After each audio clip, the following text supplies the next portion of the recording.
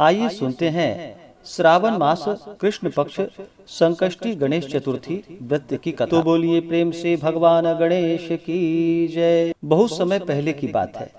एक बार ऋषि गणों ने स्कंद कुमार भगवान कार्तिकेय से पूछा।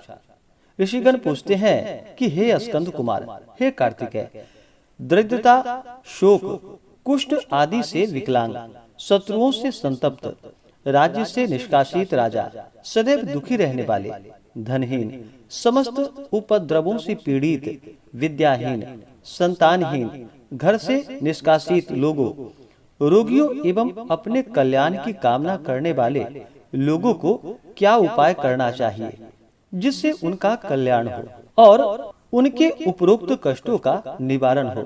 यदि आप कोई उपाय जानते हो तो उसे कृपा करके बतलाइए।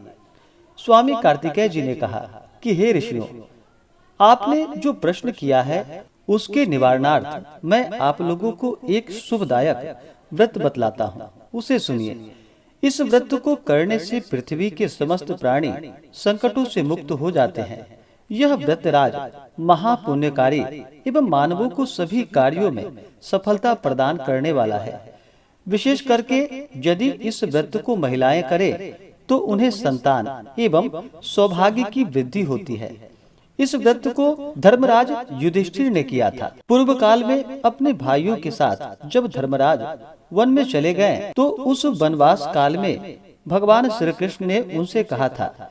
युधिष्ठिर ने भगवान कृष्ण से अपने कष्टों के शमनार्थ जो प्रश्न किया था उस कथा को आप श्रवण कीजिए। युधिष्ठिर पूछते हैं कि हे पुरुषोत्तम, ऐसा कौन सा उपाय है जिससे हम वर्तमान संकटों से मुक्त हो सके। हे गदाधर, आप सर्वज्ञ हैं। हम लोगों को आगे अब किसी प्रकार का कष्ट न भुगतना पड़े, ऐसा उपाय बतलाइए। स्कंद कुमार जी कहते हैं कि जब धैर्यवान युधिष्ठिर विनम्र भाव से हाथ जोड़कर बारंबार अपने कष्टों के निवारण का उपाय पूछने लगे, तब भगवान ऋषिकेश ने कहा। भगवान श्री कृष्ण कहते हैं कि हे राजन, संपूर्ण कामनाओं को पूर्ण करने वाला एक बहुत बड़ा गुप्त व्रत है। हे पुरुषोत्तम, इस व्रत के संबंध में मैंने आज तक किसी को नहीं बतलाया है। हे राजन, प्राचीन काल में सतयुग की बात है कि पर्वतराज हिमालय की सुंदर कन्या पार्वती जी ने भगवान शंकर जी को पति रूप में प्राप्त करने के लिए गहन वन में जाकर कठिन तपस्या की थी, परंतु भगवान शिव प्रसन्न होकर प्रकट नहीं हुए। तब शैलतया पार्वती जी ने अनादि काल से विद्यमान गणेश जी का स्मरण किया। गणेश जी को उसी क्षण प्रकट देखकर पार्वती जी ने उनसे पूछा कि मैंने कठोर, दुर्लभ एवं लोमहर्षक तपस्या की, किंतु अपने प्रिय भगवान शिव को प्राप्त न कर सकी। वह कष्ट विनाशक दिव्य व्रत जिसे नारद जी ने कहा है और जो आपका ही व्रत है, उस प्राचीन व्रत के तत्व को आप मुझसे कहिए। पार्वती जी की बात को सुनकर तत्कालीन सिद्धिदाता गणेश जी उस कष्टनाशक शुभदायक व्रत का प्रेम से वर्णन करने लगे। गणेश जी ने कहा कि हे अचल सुते, अत्यंत पुण्यकारी एवं समस्त कष्टनाशक व्रत को कीजिए। इसके करने से आपकी सभी आकांक्षाएं पूर्ण होंगी और जो व्यक्ति इस व्रत को करेंगे उन्हें भी सफलता मिलेगी। हे देवाधिदेवेश्वरी, श्रावण के कृष्ण पक्ष चतुर्थी को रात्रि में चंद्रोदय होने पर पूजन करना चाहिए। उस दिन प्रातः कृत्य से निपटकर मन में संकल्प करे, जब तक चंद्रोदय नहीं होगा मैं निराहार रहूंगी। पहले गणेश पूजन करके तभी भोजन ग्रहण करूंगी, मन में ऐसा निश्चय करना चाहिए। इसके बाद सफेद तिल के जल से स्नान करे। अपना नित्य कर्म करने के बाद हे सुंदर व्रत वाली मेरा पूजन करे। यदि सामर्थ्य हो तो प्रतिमास स्वर्ण की मूर्ति का पूजन करे। अभाव में चांदी, अष्टधातु अथवा मिट्टी की मूर्ति की पूजा करे। अपनी शक्ति के अनुसार सोने, चांदी, तांबे अथवा मिट्टी के कलश में जल भरकर उस पर गणेश जी की प्रतिमा स्थापित करे। कलश पर वस्त्राक्षादन करके अष्टदल कमल की आकृति बनावे और उसी पर मूर्ति की स्थापना करे। तत्पश्चात षोडशोपचार पूजन विधि से भक्ति पूर्वक पूजन करे। मूर्ति का ध्यान निम्न प्रकार से करे कि हे लंबोदर, 4 भुजा वाले, 3 नेत्र वाले, लाल रंग वाले, हे नील वर्ण वाले, शोभा के भंडार, प्रसन्न मुख वाले गणेश जी, मैं आपका ध्यान करता हूँ। हे गजानन, मैं आपका आवाहन करता हूँ। हे विघ्नराज, आपको प्रणाम करता हूँ। यह आसन है। हे लंबोदर, यह आपके लिए पाद्य है।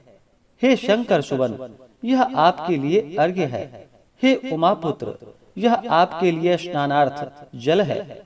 हे वक्रतुंड, यह आपके लिए आचमनीय जल है। हे शूपकर्ण, यह आपके लिए वस्त्र है। हे कुब्ज, यह आपके लिए यज्ञोपवीत है। हे गणेश्वर, यह आपके लिए रोली चंदन है। हे विघ्न विनाशक, यह आपके लिए फूल है। हे विकट, यह आपके लिए धूप बत्ती है। हे वामन, यह आपके लिए दीपक है। हे सर्वदेव, यह आपके लिए लड्डू का नैवेद्य है। हे सर्वार्थी नाशन देव, यह आपके निमित्त फल है। हे विघ्नहर्ता, यह आपके लिए पान है। हे धूम्रदेव, यह आपके लिए प्रदक्षिणा है। हे देवेश, यह आपके निमित्त मेरा प्रणाम है। प्रणाम करने के बाद क्षमा प्रार्थना करे। इस प्रकार षोडशोपचार रीति से पूजन करके नाना प्रकार के भक्ष्य पदार्थों को बनाकर भगवान को भोग लगावे।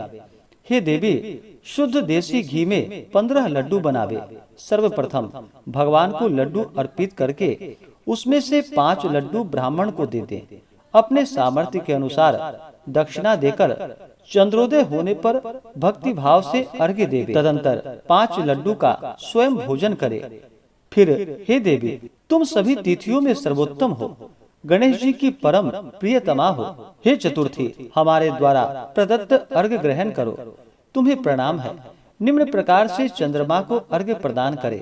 क्षीर सागर से उत्पन्न हे लक्ष्मी के भाई, हे निशाकर, रोहिणी सहित हे शशि, मेरे दिए हुए अर्घ्य को ग्रहण कीजिए।